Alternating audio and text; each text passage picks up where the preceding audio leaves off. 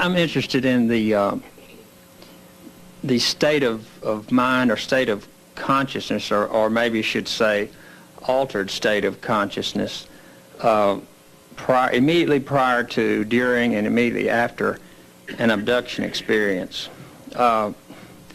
Linda may have touched on an aspect of it with the dreams. And maybe I should be asking this to the abductees themselves. And if you can answer the question, I wish you would, if the panelists can't. The accounts that I have read, when I read them, I get the idea or the impression of a dream state, or at least my dream states. And the particular curious thing is, which is like my dream states, I don't think the ridiculous things in my dreams are ridiculous until I wake up and think about them with my conscious mind. And I get this from, that this is possibly the case, seems to be the case in the abduction experience.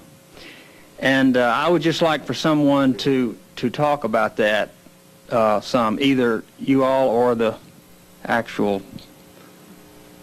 Yeah, I'd like to start it and then see who wants to jump in. In the West, we have a very limited number of words for different states of consciousness. In Eastern thinking and religion, there may be 50, 80, 100 words for the different possible states. We have conscious, unconscious, dream, sleep. We have hypnagogic states, which means the state when you're falling asleep, and hypnopompic when you're waking up, and that sort of in-between state. And that's about it. I guess you can have stupor if you're, you know, we really very limited in what we know. Now, this phenomenon forces us to think about subtleties, and you know we don't like to think about subtleties. So, high percentage of people will remember until they've had a chance to explore their abductions as dreams. Okay. Now, when they call it a dream, is it a dream that recollects an abduction?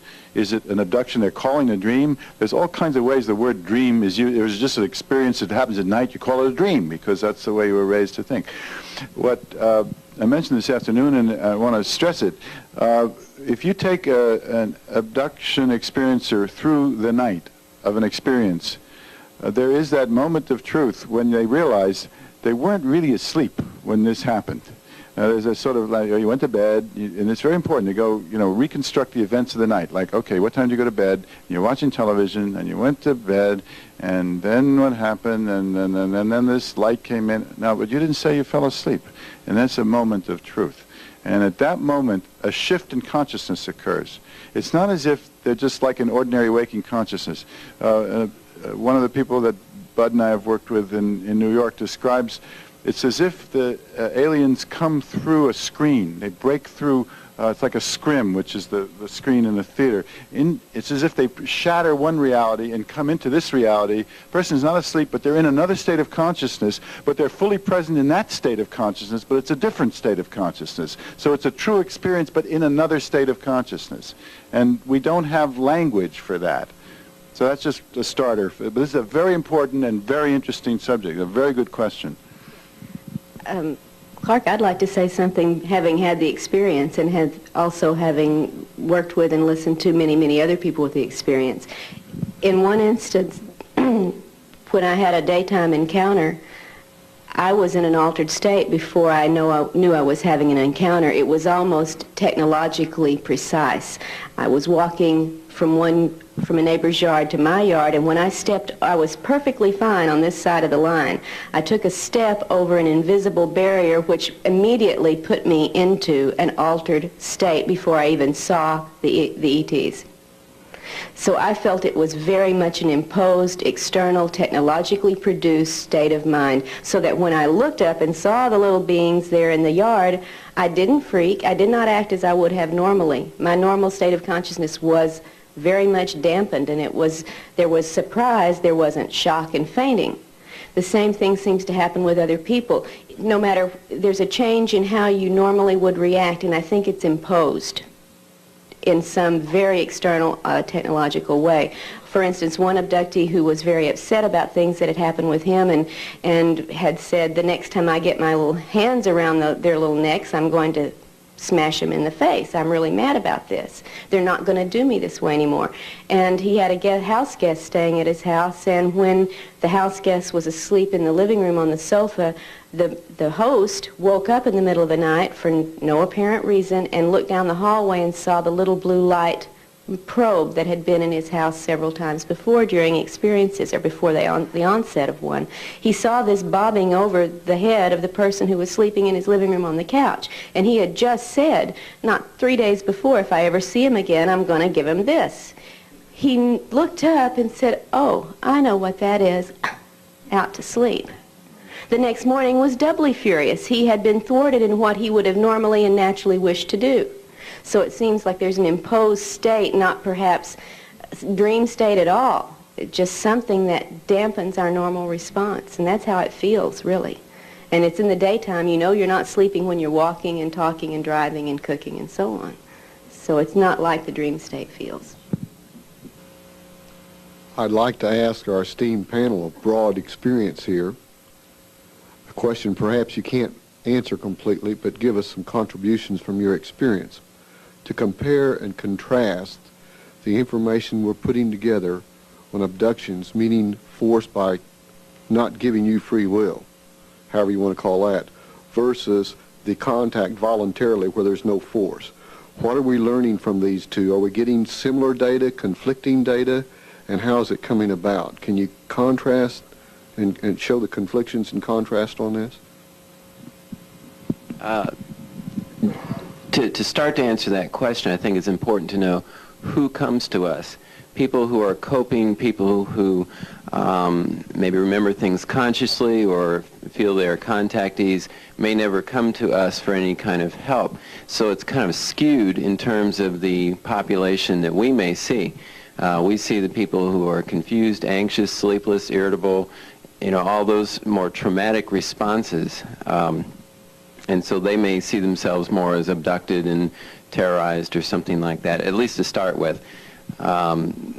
So I think that was an important distinction in terms of comparison. I would like to talk to a lot of people who perhaps call themselves as contactees and have maybe more positive experiences just for that comparison, but I think so much of what I do see comes because it comes to the label of trauma, at least initially. I do want to add that through my research that I would say about 50% end up feeling positive about it and about 50% don't, even though at first they may have come for that indeed initial traumatic release that they need to work through. Well, one of the things that I know in letters and audio cassettes people have sent me, that probably the second emotion after fear is anger, and that there is a pattern in the people who feel that their will has been violated, that they've been raped, or there's a kind of a syndrome there. I think it's also interesting that there are several men that have corresponded and I have interviewed and talked with who you were talking about will and versus violation or will, or those who felt like that they had consciously acquiesced to do something versus those who felt that they had no choice. Well, there is a couple of interesting twilight areas here that seems to involve both. And in men, one of these patterns that I've heard over and over again is where they feel in the beginning that they're having a sexual encounter with a pretty blonde woman or something. And they are happy and willfully involved in this action. And then you will hear them, it's one or two versions I've heard. They suddenly, the blonde woman who they thought they were in a sexual relationship with is suddenly replaced by either a gray that's floating above them because they feel no physical pressure, and or they suddenly see clearly whether the phenomenon releases this or there's something that the human mind and spirit forces through this wall. They see the tubes and the machines that are hooked up to their genitals. At that moment, they feel complete and total humiliation and rage. Now, I've seen that pattern, and one man just 3 nights ago who has had this happen to him several times, he called because he's been going through a ebb and flow, a vacillation between I am finally getting ready to deal with them on a conscious level. I am going to break through this strange state. And he called the other night to tell me that he was waked up and he knew he was totally conscious and that there was a golf ball size glowing white light in the bedroom which he saw move what he estimated to be about 5 feet through the air. But he said that he was struck with a terror that was as deep and abiding as anything he'd ever experienced before. Well, just a week or so before, he had said, I am ready for conscious encounter. Now, there's something about these golf ball size, baseball size, softball size lights for, I'm sure, all of us here and those of you out there. It is prevalent throughout the abduction literature and the experiences. And I've wondered, are they some kind of an advanced TV, telephone communication system? It's come in place to make some kind of communication. And yet, I know more abductees are so terrified of these glowing light balls, and the few that have relaxed into a place eventually after they've come and gone, they get some kind of communication from them. So what I'm trying to say is that when it comes to this issue of saying they want an experience, the phenomenon seems to come back with something that would seem to be now up front, center, and conscious.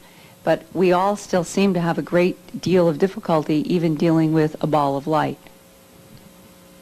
I would like to say about the contact and abduction division that for the working purpose, I think you'd need to define what those things are. And an abduction is where someone is taken forcibly or against their will, and a contact is where you have an exchange of information where nobody is forced to do anything. It's easy to say the two things are not alike, and the same things can happen within one person's experience. Now, there are those who do think they have gone willingly once the intrusion is started, but if you remember how artificially and technologically easy it is for these people to change our moods and change our minds and change our even our sensory input from pain to pleasure, from fear to love, instantaneously, then we don't really know when we go by ourselves if we're going willingly or if we're going because we've been made to feel we're going willingly. So I tend to say if they don't take you anywhere under any conditions, you've had a contact. If they've taken you anywhere, you've had an abduction. Because a contact is simply a talk, an exchange. I don't remember being taken, just like I don't remember being dropped off. I was asleep when it happened. She may have been dreaming, but Amy Rylands says she didn't imagine it when a spaceship landed in her front yard and took her away. Do you believe in aliens or UFOs? I do now. I definitely do now. I believe in it now because I've seen it and I know what I saw. Amy's friend Petra was also in the house that night and claims she was woken by a bright light. I've seen Amy in front of me on a beam of light being carried out of the living room window into a really huge ship outside. The only evidence this happened, a torn curtain and a burnt bush, apparently singed by the bright light which carried sleeping Amy out the window. No, I don't drink. I don't take drugs at all. I'm just a normal person. So what was your reaction when you saw this? What did you do? Did you reach out to help her? No, I couldn't. I was shocked. I couldn't believe it, and I fainted. Next to wake up was Amy's husband, Keith. I freaked out completely. I went mental, running around, screaming for her. But after I believed Petra, which I did after about 5 minutes, I called the police. The only physical evidence I have are the marks from the tests that they did on me. What sort of tests? Just